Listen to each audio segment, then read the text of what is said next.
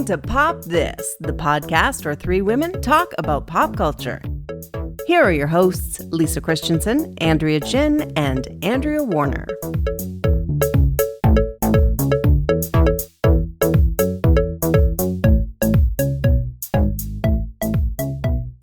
Well, I'm back. Guess who's back? You're back, I'm not allowed baby. to sing. She's back. Back in the saddle again, can we say? Or I'm back in the Kabuti, actually. And that's my. We are not sponsored by Kabuti Cushion. we are not. No, but I Unfortunately. mean, honestly, like if I talk about it enough, which I will for the rest of my life because it's saving my tailbone right now. Anyway, yeah, no saddles for me for a little while. I have a messed up tailbone and pelvic floor. Turns out that it's not just sitting for, 16 weeks that affects you. It's also having two giant tumors weighing down on your insides and pushing all your organs around. So those are the updates. But my tumors are gone. I'm cancer free. I had the best possible outcome of everything in that I did not require chemo or radiation, which is, I'm honestly, amazing. I don't know Yeah. how I'm that lucky, but I am, and I will take it, and I'm trying not to question it. But yeah, I'm still healing from like a bunch of stuff, like the surgery and just the tailbone, pelvic floor, etc. And shout out to my new physiotherapist. I've never had a physiotherapist before. Michelle, if you listen, which I hope you don't actually, but if you do, I love you. It's a close relationship really quickly, but she is a pelvic floor expert and a post-surgical expert and someone who's very interested in like core strength and real game changer stuff, friends. I once had back problems and physio just fixed it. Yeah. Like you just have to commit to it and do it. Yep. And it'll pretty much usually solve your problems. So I'm a Isn't big it wild believer how like in physio. Isn't it wild how like if you just like follow their instructions and actually do what they say, you tend to get better? Well, that's controversial, isn't it? I mean, when it comes to physio, I am now like trying so hard to be good about following those kinds of directions because it's like I'm back at the pool. I went back to the pool as quickly as humanly possible because it's like outdoor time and that's my favorite time. It's just nice to like be able to move, even though it hurts in different places still, and like it's not fully healed. I have to be careful about what I'm lifting apparently for the next 6 months because I'm like at heightened risk for hernias, and so I gotta like watch that and whatnot. But it's just like it's so nice to sort of feel a little bit. Just a little bit of autonomy over this body. It must be a That's weird great. feeling to have your body sort of feel hijacked. Yes. Mm-hmm. Which is actually, like, weirdly, I had always been a little bit concerned about something like that. The low-key paranoia that lives inside me had one of its, like, sort of agitators was that something would be inside my body, invisible, and wreak havoc with me. And so then it did. And I think I was just sort of, you just live in the moment sort of at the time. But I think like that creepy feeling of not knowing that something has been, not knowing for sure that something has been wrong for a while. And especially because I had the extra abnormal ovarian tumor, it ended up being a cancerous tumor, like Spud was growing so aggressively and was just like, well, I mean, I've talked about it before and you guys have seen me and talked to me about it, but like Spud just grew so aggressively. I still don't know its final size. Like I'm waiting on the OR report So to find you out will its know at final some size. point? They're going to weigh it I will, and tell yeah. you? So- Oh, boy. I don't know. I don't think they sort of weigh it. They sort of don't. So I have the pathology report. I know the size of the things that they sent to the pathologist, but I don't know that those were the actual final sizes of like, I don't know if they were the intact tumors. You know what I mean? Because And you definitely won't be able to, they didn't take any photographic evidence. they might have, because sometimes they do. So I just have to wait for the OR report to find out if they have any photography of it. But you were out under when all of this like, was. That would be quite something. Yeah. Oh, I was 100% under. Yeah. Yeah. So because we already knew Spud was, I think the final MRI imaging I had was about 3 weeks before my surgery. And Spud had already grown to 17 by 16 by 13, I think, at that point. And so we knew that probably I wouldn't be able to have a laparoscopic hysterectomy. It would have to be an abdominal one. But like a couple minutes before my surgery, my doctor is like, we're going to try laparoscopically because if we can get it that way, it's going to be a much easier recovery for you. So, we're going to try it, see what happens. The bag that we would put the tumors, the largest bag we have. So this is what happens when you have a hysterectomy laparoscopically. They put everything into bags, but the largest bag they have is 15 centimeters.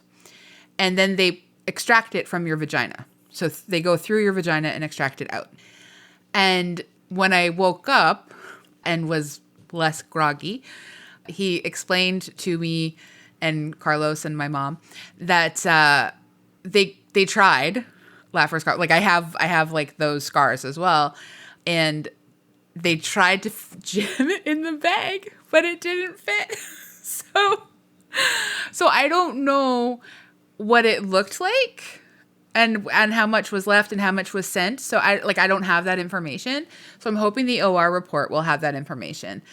So instead I got like the full, that's why I ended up with the incision with like the 41 staples, and it's like above my belly button to the top of my pubic mound. I know.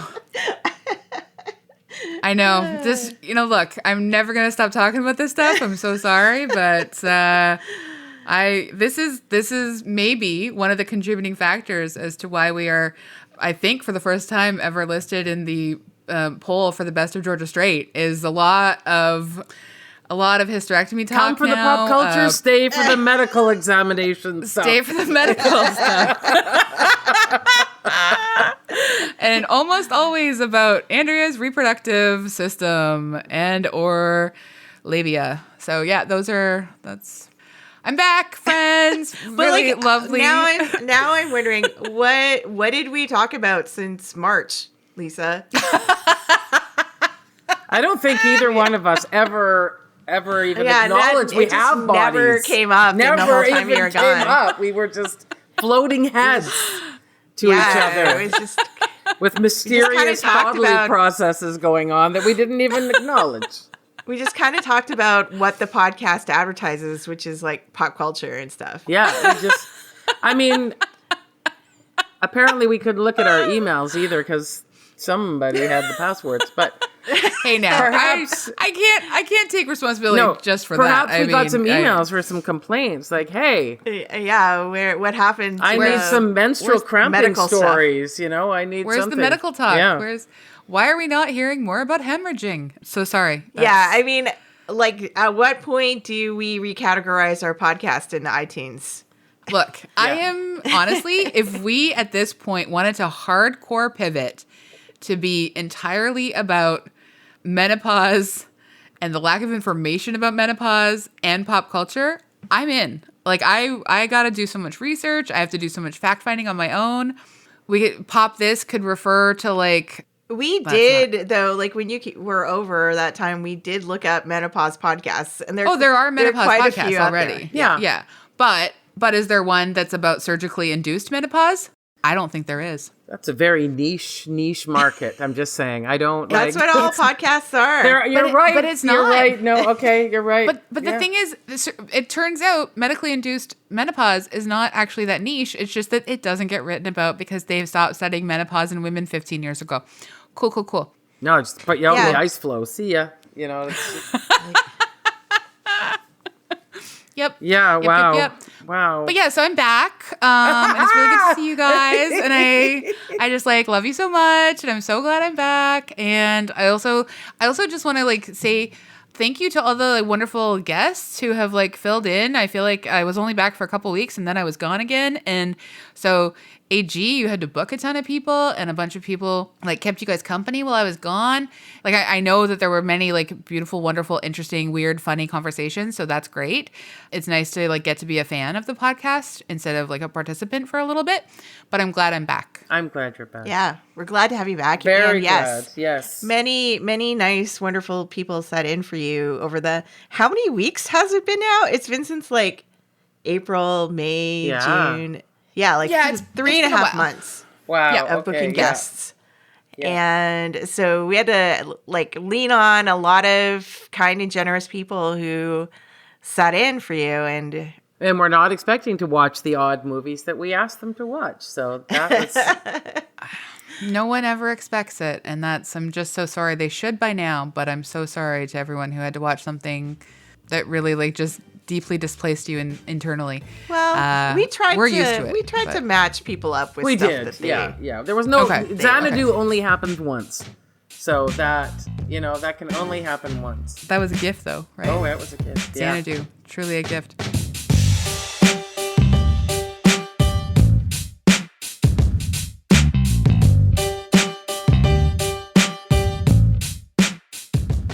I'm Andrea Warner. Woo, that sounds nice. I'm Lisa Christiansen.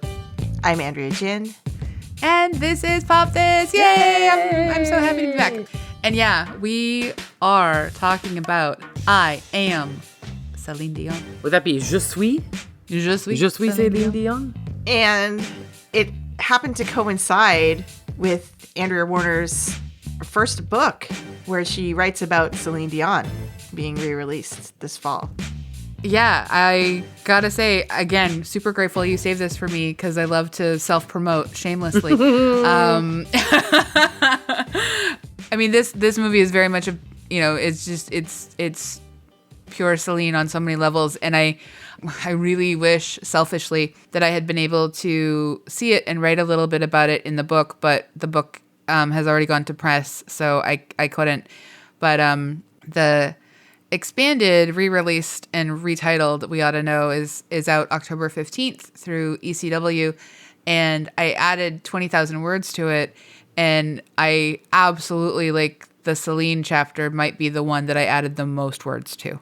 Wow. Because there's just so much that has been happening for her in the last 10 years since We Ought to Know first came out, and so, her and Shania really had... I think I had the largest amount to sort of say and reflect on and like talk about culturally, because I think they've also personally had the biggest sort of reckonings with how they were treated back in the 90s and honestly up until the last like 8 years, and had this sort of like the cultural reappraisal that is so popular in a lot of the stuff that we've watched recently, which is actually just women who have been treated poorly in the media, taking control of their own stories through the biodoc medium. This one seemed a little different, though, because some of the other ones we've seen, like, it was clear that, like, for the J-Lo ones, for instance, that, like, it's her point of view in this documentary. Yes. And, like, she's telling the story she wants to tell.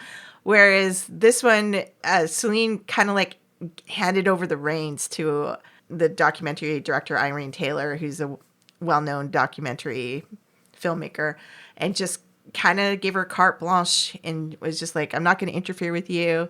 Do what you want. This is like, do your job. I'm not going to direct you in what to do. So it does feel a little bit different than some of the other ones we've seen. Well, absolutely. And I would also add too that, I mean, even in the little sort of flashback scenes, if you will, we see how much Celine cares about her image, what she looks like, what she's wearing, and to see this person now who doesn't care, that at least at this particular time when this documentary was being made, there was just, this is just who I am right now, and I'm going to present this image to you. It was kind of shocking, I have to say. Yeah, there's nothing. So I think like the other projects feel much more like vanity projects. Mm-hmm. And this feels, I know raw is sort of overused in a cliched way, but this does feel like something that she's done with pretenses. She has no choice at this point to sort of be in her body, trying to navigate this illness, trying to navigate this disorder.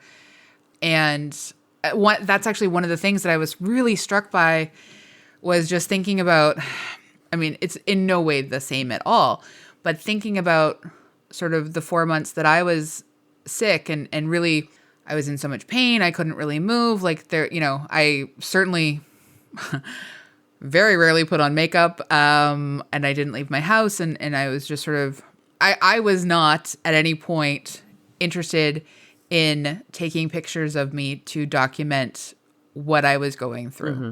That was not part of any frame of thought. There were a couple times that I took like 1 or 2 photos if I had to get made up for something, like to be on camera for like 20 minutes, half an hour, whatever. And then I took like 1 or 2 photos, but I looked through my own Instagram and through my own camera roll, and I have nothing almost between February 25th and May 20th. And that May 20th is 4 weeks post-surgery. Wow. Yeah. And so I was really struck by I think there is actually quite a lot of bravery and self-regard and a desire to really show that even though this illness is quite invisible on a lot of levels, it's not. She shows us that numerous times throughout the documentary in lots of different ways. And I was really blown away that she was okay sort of committing that to film. Mm-hmm. Okay, well, why don't we get into talking about this movie? Lisa, do you want to read the background? Sure. I Am, Celine Dion, is a 2024 American documentary film directed by Irene Taylor, which centers around Canadian singer Celine Dion. The film details Dion's life, career, accomplishments, and battle with stiff person syndrome. It premiered in New York City on the 17th of June. The documentary became the #1 movie on Amazon Prime Video worldwide. The I Am Celine Dion soundtrack was released on the 21st of June, 2024. Did either of you check that out yet? I have not. I have not, no. I have not, no. I guess I should, hey? But no, I have not. Yeah, I wonder if it's I guess I could just Google this, but if she's singing her older songs or they're all new songs. Yeah. Yeah, 13 of Dion's essential hits and 7 original score tracks. Yeah, okay. Okay. I can read the synopsis. I Am Celine Dion gives us a raw and honest behind-the-scenes look at the iconic superstar's struggle with a life-altering illness. This inspirational documentary highlights the music that has guided her life while also showcasing the resilience of the human spirit. This film contains powerful scenes of medical trauma. Viewer discretion is advised. I thought I would keep that part in case any of our listeners haven't seen it yet, and just so they're aware going in. And honestly, probably up at the front, I should have said, hey, I'm going to talk about my medical trauma. Heads up. But I didn't. I'm sorry about that. Well, we are planning to change the name of the podcast to Pop This Medical Trauma. Yes, yeah, exactly. That's true. Oh, goodness. But I do think I didn't. So I don't know when you both watched it. I watched it pretty quickly after it was available. And even though I knew what it was about, I wasn't completely prepared with how devastating it was to watch. Yeah, I waited to watch it until this week, just a couple days before. I felt I needed to emotionally prepare because I had heard that it's kind of a hard watch. I think certainly it hit a bit differently than it would have, 6 months ago. But no matter when I would have watched it, I would have found it a pretty compelling and intimate film that I really do appreciate how different a documentary like this looks when the very famous person at its heart, I think, gets out of the way of the director. Mm-hmm. Yeah, I called it a real documentary. Yeah. Yeah. We've been seeing a lot of not so real documentaries for a while now. And also the other thing that I really noticed that was quite different was, I know we're jumping ahead, but that final scene, which was very, very long. You don't often see those in these made up documentaries either. Yeah, and Celine is the only voice in this documentary doing the narrative. Like, they're not interviewing people, they're not like getting quotes from others, or it's all like her telling her story. And I think that's a bit different too. I think it is a bit different. And I also think it's like this film has a different purpose, you know? The purpose is really to sort of open people's eyes to stiff person syndrome. It's, I had never heard of it before Celine's diagnosis. I doubt a lot of, I think a lot of people didn't know about it before Celine went public with her diagnosis. And I think, one of the brilliant things I think about the documentary is how it shows us a lot of that behind the scenes stuff that has gone into her career, her life, the way that she feels she has to honor the gift that is her voice, the work that she has put into it. But also, even we're seeing the work that went into her recording the message announcing the cancellation and announcing her diagnosis when she goes public with it. I mean, that was really affecting and emotional the first time. Watching it this time through that other lens of just being the second camera in the room, and when the tear falls off her cheek, like, God, she's so good at sort of, I don't want to, it sounds rude to say performing authenticity, because I don't think that's what she is. I think she really is authentic, but I think she's so good at sort of conveying her humanity now in a way that a number of years ago she would get punished for all the time, because she always presented as like kind of quirky and weird and whatever. And we've grown into sort of the culture is ready for this Celine Dion, and they have been ready for the last 10 years, and it never was before. And her earnestness, her passion, her sort of dorkiness, for lack of a better word, all of it sort of shows us a person who like, that is just who she is. And if it feels weird to you and you don't like it, that's fine. It's just that Celine's not for you.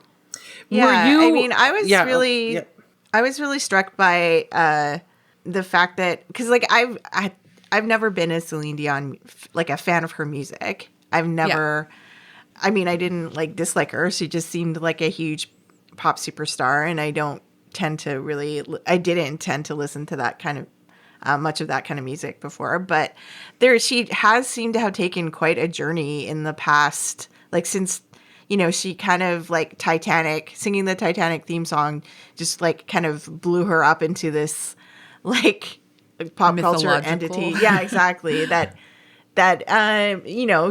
she talks about in the movie is like, who is Celine Dion? And when people think about that, they think of like the Titanic singer, that's like, the powerful vocalist and that everybody knows. But yeah, it was interesting to think about this journey that she's been on since that time of becoming this like all-encompassing star to being a bit of being made fun of and seen as over the top and that kind of thing. But like also in the last few years, making a comeback on she's on talk shows being funny and doing like memeable things and stuff like that. And then all of a sudden it's like, oh, like she's funny. She's self-aware. Like she has like a sense of humor about all these things. And now, is quite, stunning to think about that journey and to think about how, like in this movie, I really felt like she feels such a responsibility to her audience. Cause you think like, oh, she's this huge star. She's done so much. She's had such a long career. She's worked so hard. She doesn't need to give her fans anything. Like she can, take as much time as she needs to recover from this and work her way back. But in the movie, it's just like she's fighting to like come back so she can, give her music to her fans again. And like that kind of work, this like dedication to the work kind of surprised me. Were either of you surprised by her admission that she's been struggling with her voice for quite a few years and was really on quite a drug cocktail?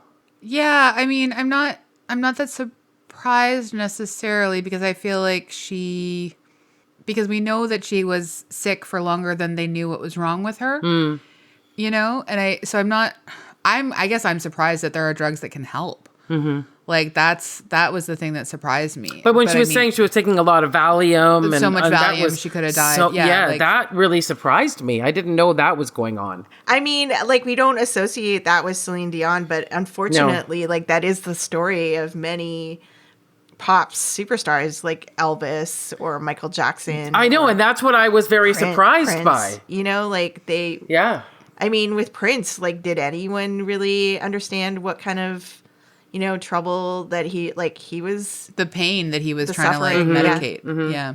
I think we don't see the physical cost except if people die, and then we strike it up to sort of like a drug overdose. But any drug overdose is horrible and awful, and, you know, you want safe supplies so that stuff doesn't happen.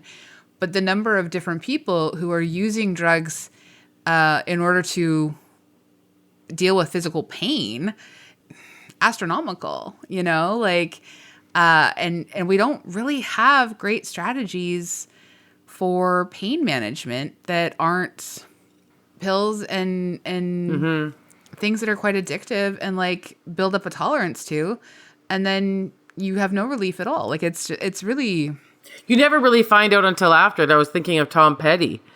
We didn't know anything about that as well. And like you mentioned, Prince, I didn't know anything about that as well. But yeah, again, pain and trying to, you know, maybe the schedule that you're trying to keep up. It strikes me as, you know, like, and that's one of the things that I thought about watching the the Baz Luhrmann Elvis movie that came out last year, is just that, like, these people become an industry, a mini industry, where they're supporting like, you know, their families, their managers, their publicists, their record label.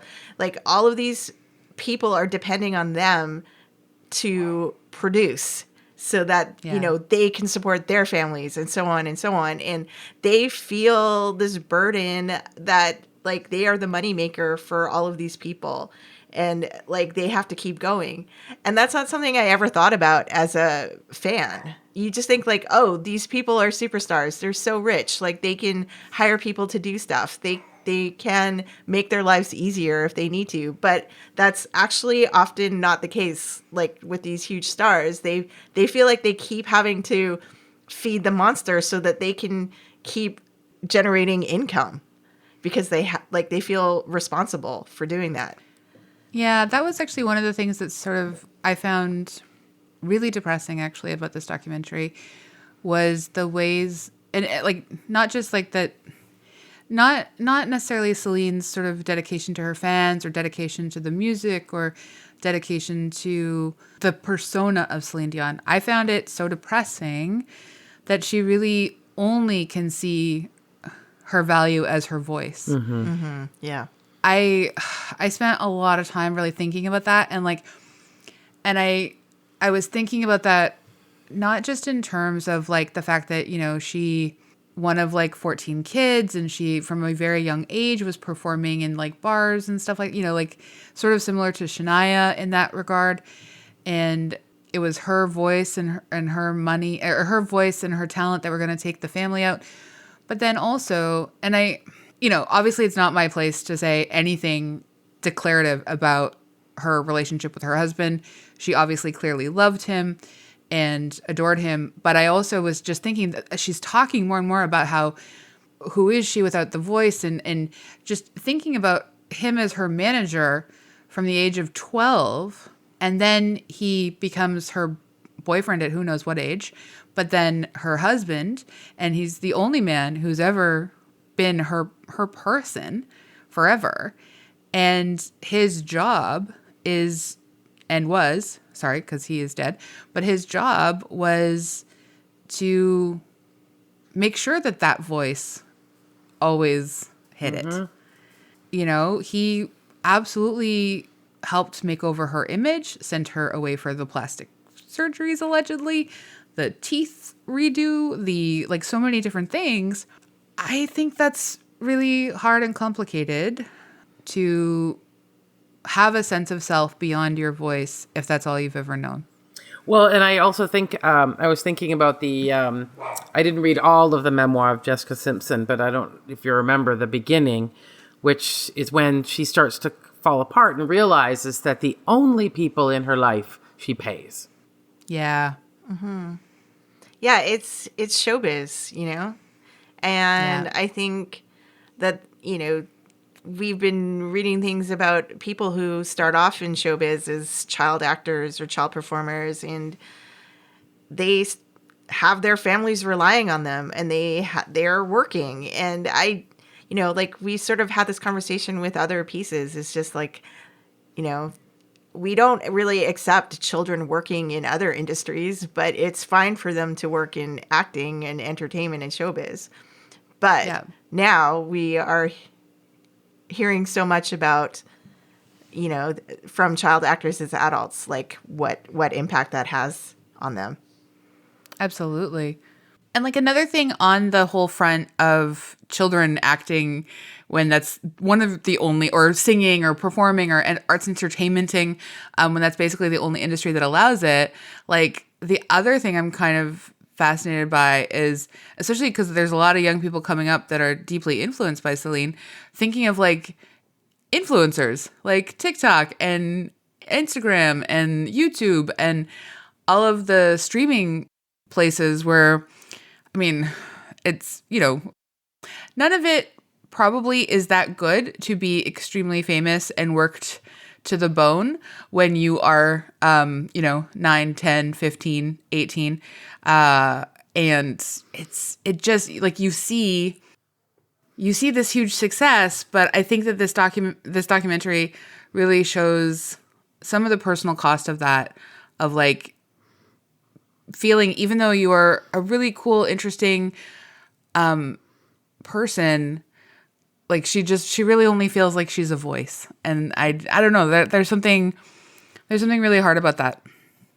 Yeah, and I would also say that's got to be not extremely healthy for your first sort of taste of work. Comes with also needing to appeal yourself to millions of people you've never met, and associate how you feel about yourself to how the audiences feel about you. I mean, that's got to be a weird thing to do even as an adult. You know, you see that it doesn't go well. So, you know, one of the things that they always say in like with like, you know, for children is not to do too much praise for them when they're small, because you want them to learn how to like it for themselves. Like, you know, you might not like this, but I like it, and how that's a really important skill to develop. I don't think she could have ever learned that skill.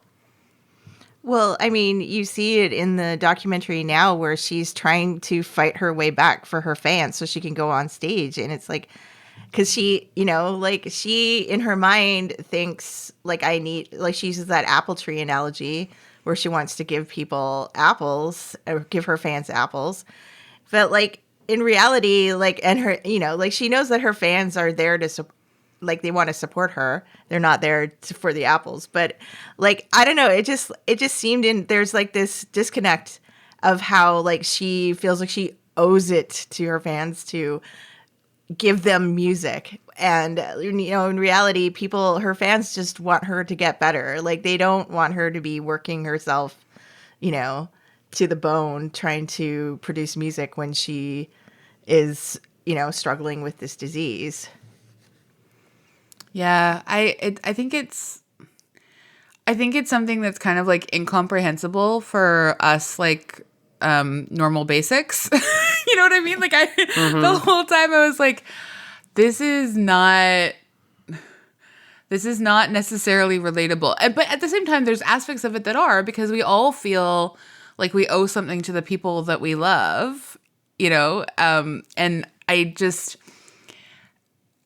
when the people that you love, even if that's like a very like loose term in this sort of regard, you know, number around the billion mark. Yeah. Like that's an overwhelming amount of pressure. Like that's just, oh my God, I can't imagine it.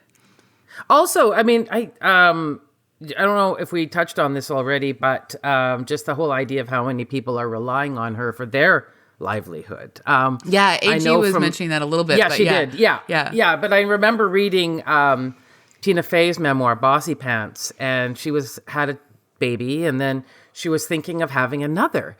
And it was when 30 Rock was on, and she said that it wasn't just about thinking, oh, am I ready for this? Or is my family ready for this? It was, oh, am I going to put 200 people out of work for a little while I go and do this thing? And I was, oh, wow. Okay. I like, that's a lot to put on yourself. That's just the people who work on it.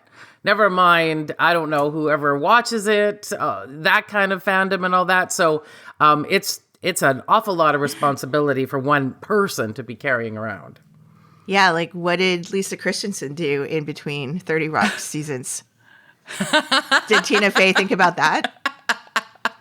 I wrote her a letter. You said, look, I'm a feminist most of the time, but frankly, you didn't think about me when you made this decision to have a baby. It's called maybe we don't need to be so selfish, you know? Just throwing that out there. No, I think it's a good thing to think about. No,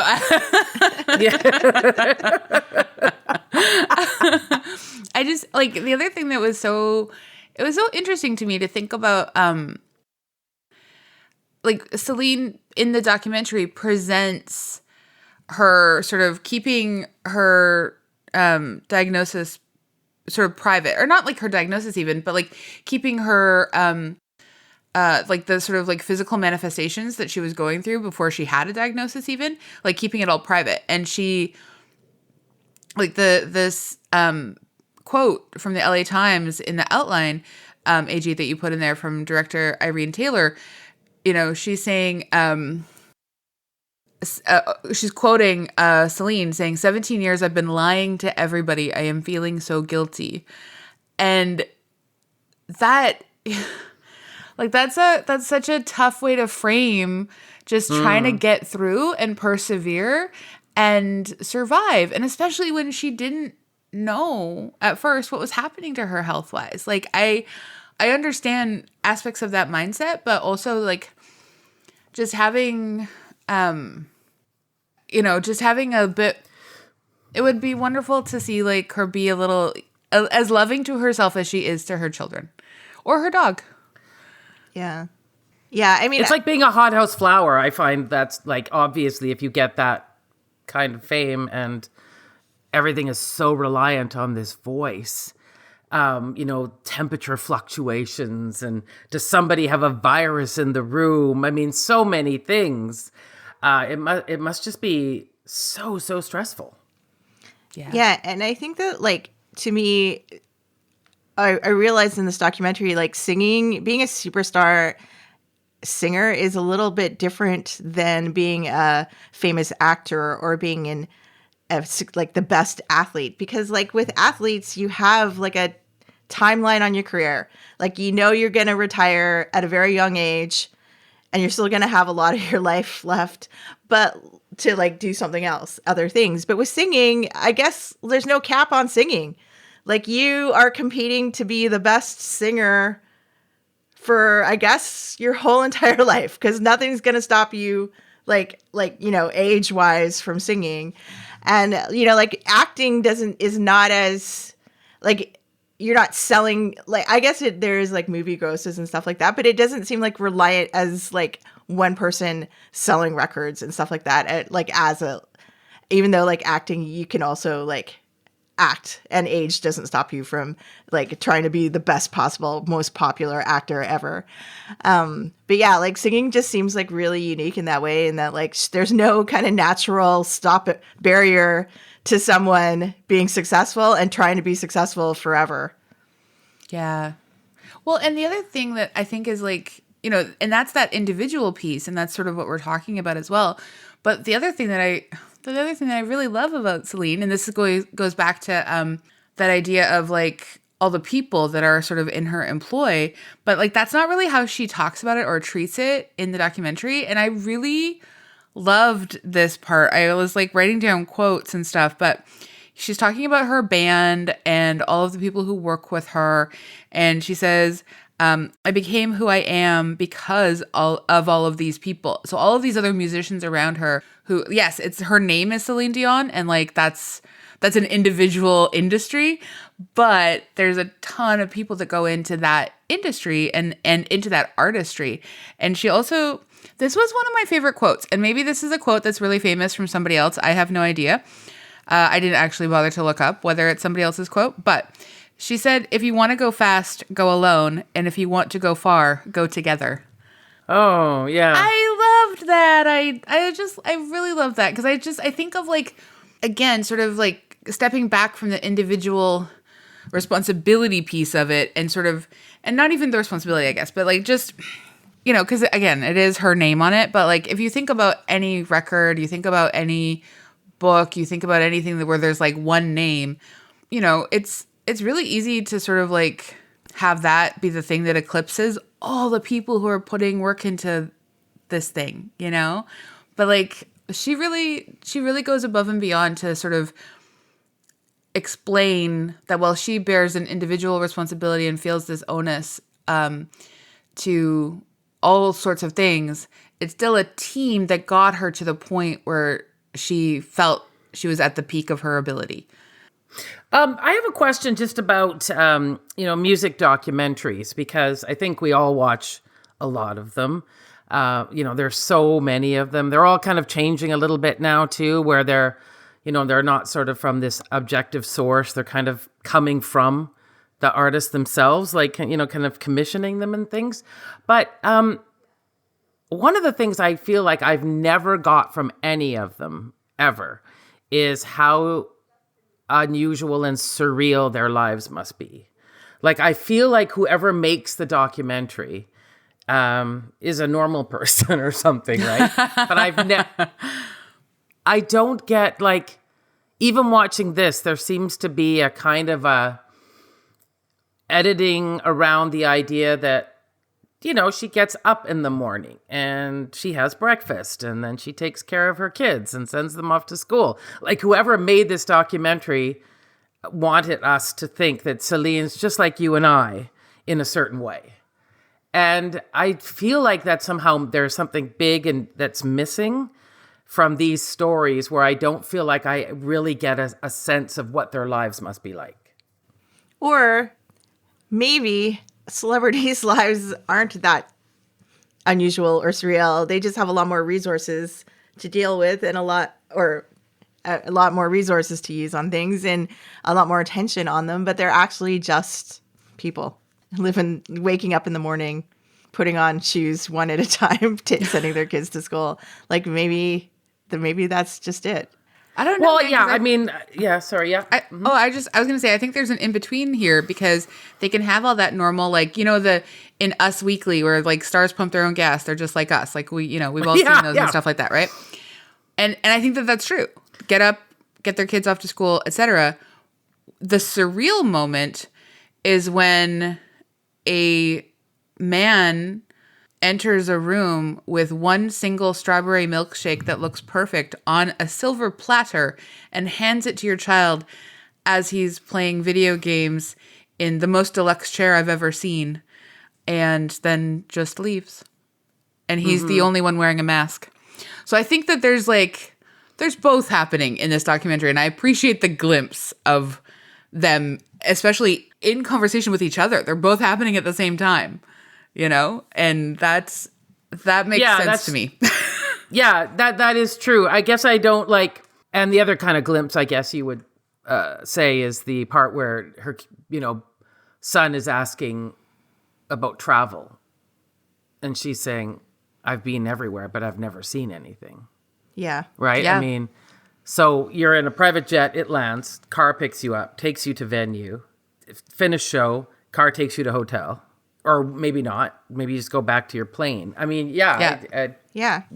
Absolutely. Like, it's hard for any these days, like for any celebrity to go anywhere or do anything. Like, they can't just, I don't know, like, just because of all of the cameras around and all of, like, it's not just paparazzi anymore. Like, every single person around you has a camera. And whatever you do is going to end up on the internet. Guaranteed. Yeah. It just seems that there's, I think you can, I feel like I can tell from talk shows and things that quality of finding a celebrity relatable is so huge. and I don't know why.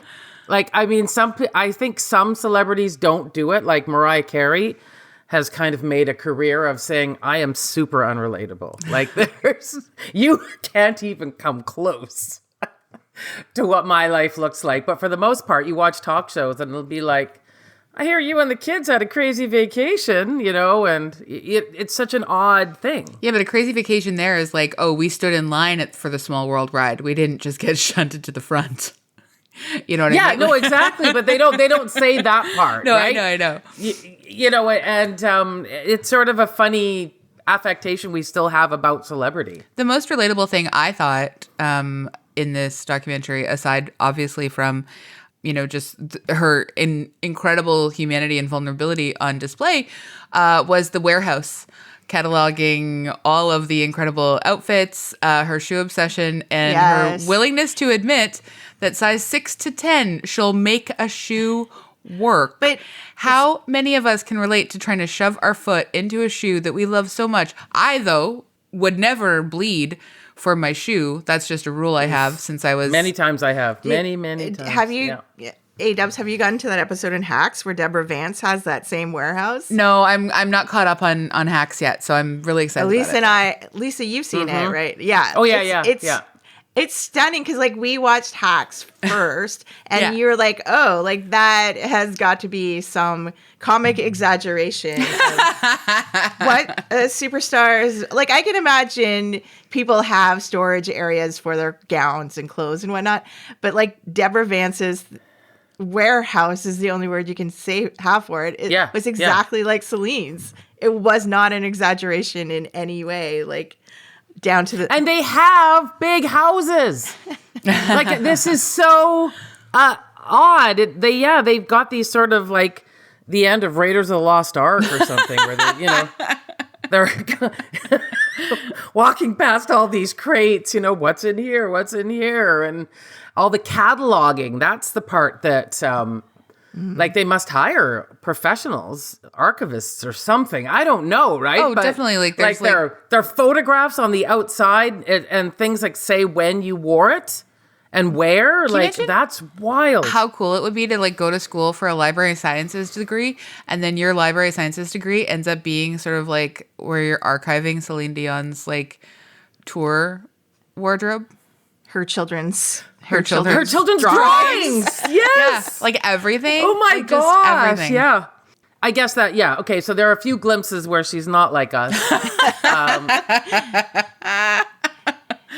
I think, like, one of the things, though, that I was really, like, just sort of most, I don't know, my big takeaway, I think, from the documentary is just how hard she has literally always worked, and that she really has defined herself by, like, her devotion to her voice and her music and entertaining people. And, like, I know that I didn't get that when I was a teenager, and I think like I was allergic to, like, the try hardness of it all, and I didn't see like that kind of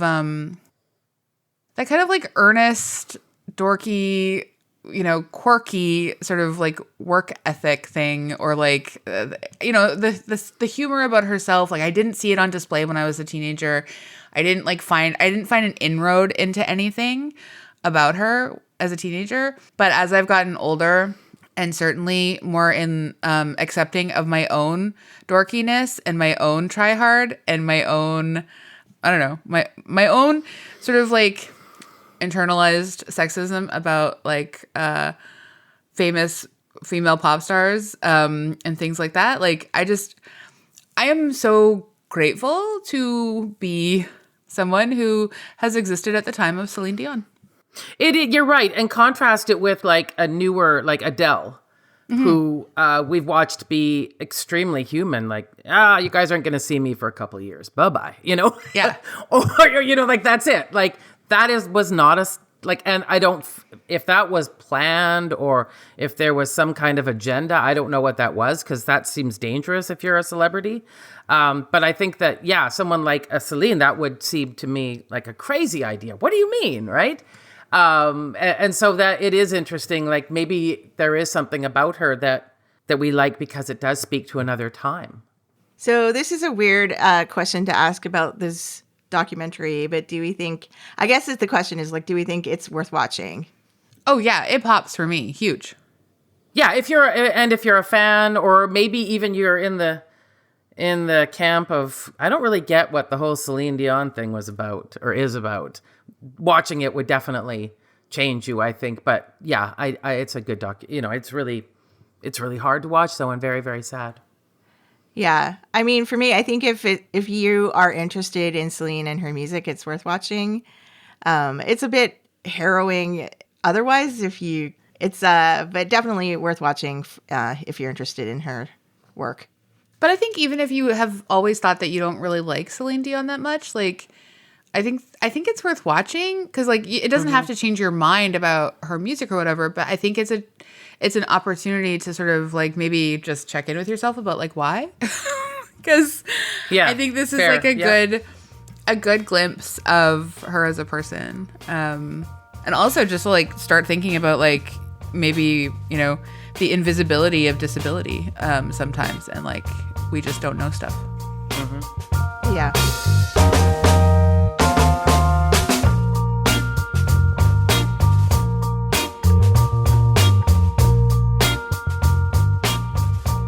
All right, so we like to leave our episodes on things we recommend. Lisa, do you want to go first? Sure. So season 3 of The Bear is now out. I don't know if either of you watched the first 2 seasons. I did. I felt first season was, it was so terrifying. Second season I just thought was like art. And now I'm into this 3rd season and I don't know where we're going at all. The reviews have been very mixed. But I watched the first episode. Yeah, and it was full on art piece. Like you had to have watched the first 2 seasons to even get it. So I don't know where we're going, but I still think I'm really happy to have a show on the air, or have any show on the air that's really just trying to do something a little different, just trying to show something different. You know, like in the 2nd season, the pastry chef who goes to Copenhagen, Rami Youssef directed that episode. You know, he'd never directed anything before, you know? And so I'm just excited that there's a show out there that takes chances and tries things. And so I am looking forward to watching it, but it is different for sure than the first 2 seasons. I'm excited to watch it. A-Dubs, what's your recommendation? Well, since it is my first episode back and I'm still sort of like catching up on life, I would like to encourage everyone, if you have a tailbone issue or a coccyx issue, join me in the Kabuti cushion lifestyle. I love this cushion. Wow. It has changed things for me, and I expect it to continue to sort of revolutionize my healing. Kabuti cushion, Kabooti. And they have an extended width one for my generous fat butt. Really thrilled about that. I think it's really important that if you're going to make a tailbone cushion, you recognize that not all butts are the same. So good for them. Wow. And my guess is that it's made it, just to keep it the pop culture, I guess it's made it easier for you to watch all of the movies and TV shows. Honest to God, we talk about you guys, here at Pop This. Yeah. It's a huge deal to be able to. So you put it on your couch? I put it on my couch. I'm sitting on it right now in my chair. I'm back to work this. By the time this airs, it'll be last week, and so I'm back to working on a book project and stuff. So it's just a lot more of a specific kind of sitting than I've done for a very long time. Because on my couch, I can recline back. I would the last like 10 weeks, I would just like go to my bed and lie down for like an hour to vary up my tailbone. Cause yeah, it's not just my tailbone and pelvic floor. So that's, it's a great option, recommendation from my physio, Kabuti cushion. Yeah. All right. I love it. Okay, I'm going to recommend some music. Ooh. Alyssa P., her album Inuktitut made the Polaris Music Prize shortlist last week. And it is an album of covers of popular rock and pop songs translated into Inuktitut. And each song she covers has like a very personal memory to her growing up. And so she covers like Pink Floyd and Cyndi Lauper's Time After Time and Queen. And Lisa, she covers a Metallica song, The Unforgiven. Yes, I have. I heard her talk about that, and I thought that was incredible. Yeah, it's just a gorgeous, moving album, and everybody should listen to it because it's fantastic. Also, the Polaris shortlist, quite a few women. I mean, I was women, kind of non-binary impressed. musicians, queer musicians, people of color. It's like a really stellar list. Yeah, and I got a second that Alyssa P. Recommendation from you, AG. It's a great record. Yay! We did it. All right. Well, I mean, I know you guys have been doing it for a long time without me, but you are back. Yeah, feels good to be back. Thank you both for like everything, and thank you to everyone who filled in for me, and thank you to just everyone for listening. It means a lot. And if you'd like to, haven't said this in so long, guys, if you'd like to rate and review us, 5 stars. Give us those 5 stars. One for each Kabuti cushion that might be in my future. This episode brought to you by Kabuti. Look, that would be amazing. Love this for our future. Yeah. I do too. And thanks to Andrea Gin, our co-host and producer here. And I'm not sitting on a Kabuti, just a regular cushion. So, but I feel like I can do this more. So I'll see you soon. okay, thanks everyone. Bye. Bye.